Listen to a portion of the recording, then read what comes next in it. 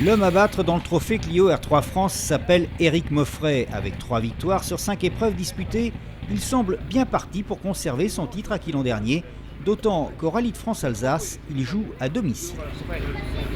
Le plaisir est total, d'autant plus qu'on va parcourir donc une manche du championnat du monde sur nos terres.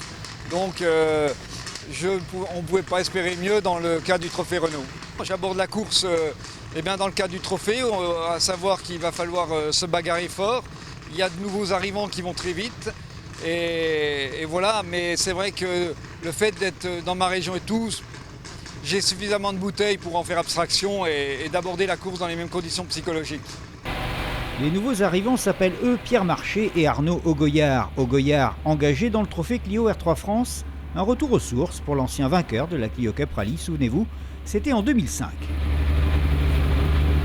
C'est génial parce qu'on va retrouver des concurrents très forts avec qui j'ai déjà creusé le fer par le passé. Et faudra être le meilleur comme d'hab. Ce rallye, je l'aborde comme les autres. Il n'y a rien de spécial. Si, il y a les vedettes devant nous, mais c'est tout. Pour nous, on va faire notre course et il faut être le meilleur. Après, le terrain va être très dégradé par le passage du WRC devant, mais il va falloir composer avec. Oui, je vise un podium, ouais. Sinon je ne serais pas venu. Le trophée Clio R3 intégré à la manche française du championnat du monde des rallyes. Voilà de quoi susciter une envie supplémentaire de gagner. Sauf que cette fois-ci, la victoire risque d'être beaucoup plus difficile à aller chercher. La grosse différence va jouer sur l'état de la route parce qu'on va avoir un rallye complet et des WRC 4 roues motrices qui seront passés devant nous. Et ils risquent, de par les conditions météo, de ramener les cordes sales sur la route, ce qui fait que ça va créer beaucoup de zones piégeuses. Une boucle de 4 épreuves spéciales à parcourir 2 fois, tel est le programme de cette première journée. Éric Moffret est tout de suite dans le rythme, meilleur temps devant Pierre Marché, Arnaud Augoyard et Robert Consani. Mais dans les 2 chronos suivants, Arnaud Augoyard aligne 2 temps scratch, il prend la tête du rallye et devance Pierre Marché, Éric Moffret et Olivier Courtois. Un début de rallye difficile pour John-Henri Inger, une crevaison dans la spéciale suivante dans le S4 qui lui fait perdre près de 4 minutes et lui enlève tout espoir de victoire. Dommage, car jusque-là il était bien dans le coup en embuscade à la 6e place, derrière Robert Consani. En revanche, c'est dans ce même chrono, le 4e, que Pierre Marché va se révéler. Il a su économiser ses pneumatiques durant les 3 premières spéciales. Il s'adjuge le meilleur temps et s'empare de la tête du rallye. Et à l'issue de cette première boucle, derrière Pierre Marché, on retrouve Éric Moffret à 11 secondes et Arnaud Augoyard à 19 secondes.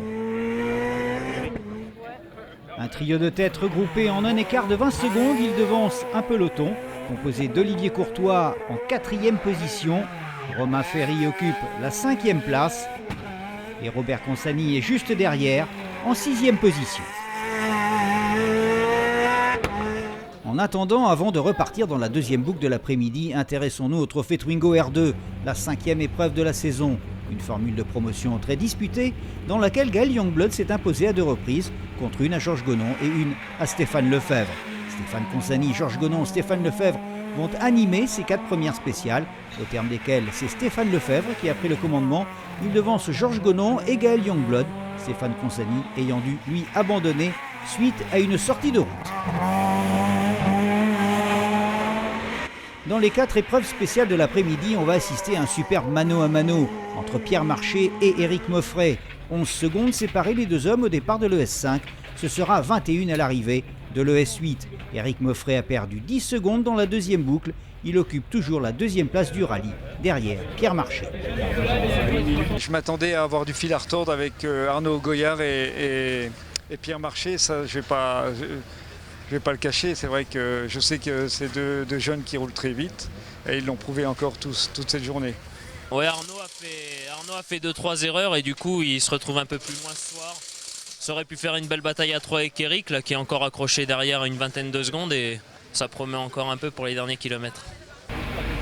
Arnaud Augoyard est maintenant décroché, il est à 1 minute et 10 secondes de Pierre Marché. Une 2e partie de journée qui aura ressemblé à tout sauf à une partie de plaisir.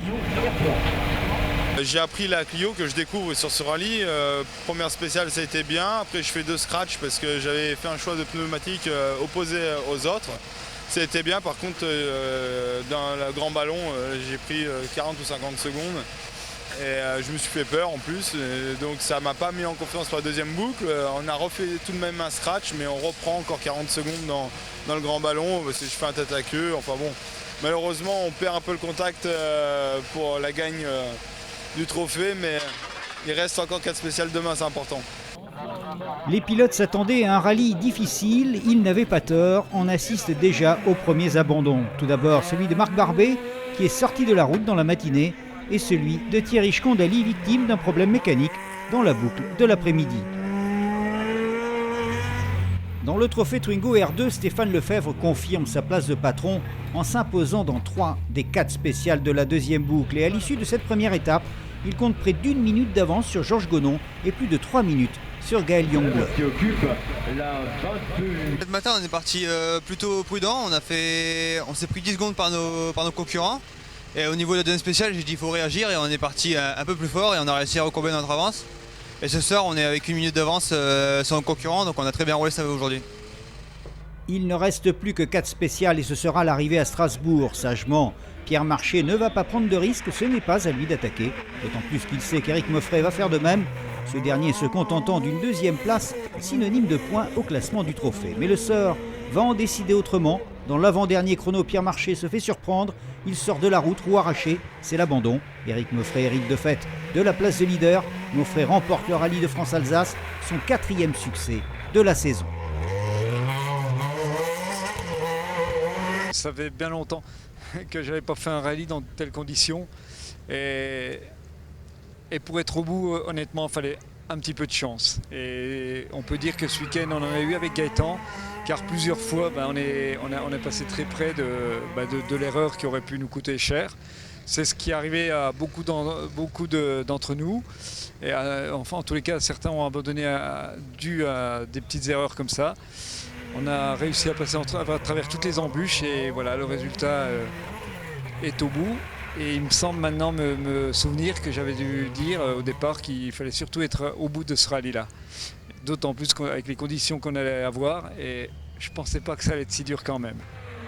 Un rallye extrêmement dur pour tous les pilotes. Les 70 WRC qui passaient avant le trophée ont ramené de la boue sur la route. Pas facile dans ces conditions d'éviter les sorties de route.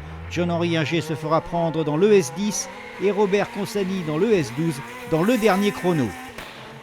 Éric Mauffret aura eu raison de ces conditions de route extrêmes, mais aussi Olivier Courtois qui termine 2e derrière le pilote d'Épinal.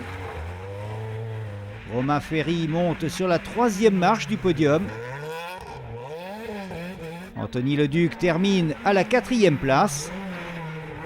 Et Jonathan Mongarny se classe en 5e position.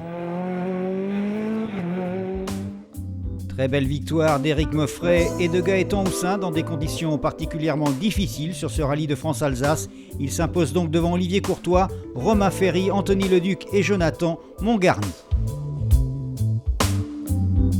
Et au classement du trophée Clio R3 France, Éric Mauffret est bien sûr leader devant Romain Ferry, Robert Consani, Christophe Barneau et Paul-Antoine Santoni.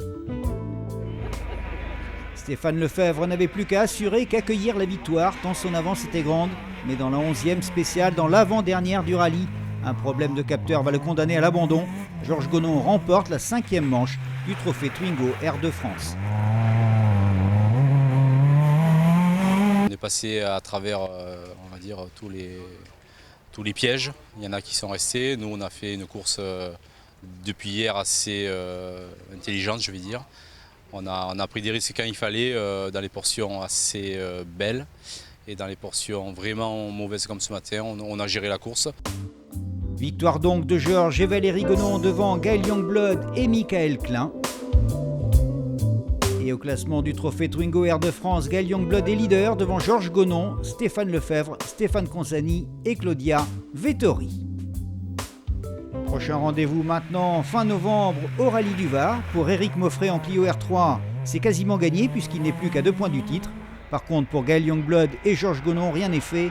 Ils vont encore devoir s'affronter une dernière fois pour remporter l'édition 2010 du trophée Twingo R2 France.